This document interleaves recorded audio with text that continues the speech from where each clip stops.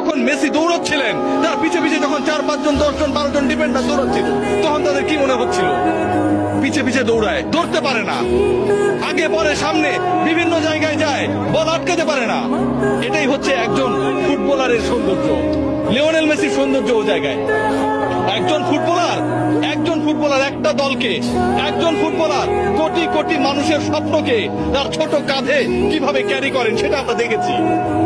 যারা অস্বীকার করবেন তারা ফুটবলটা বোঝেন না। হয়তো আমাকে মূর্খ বলতে পারেন, সত্যিই তাই।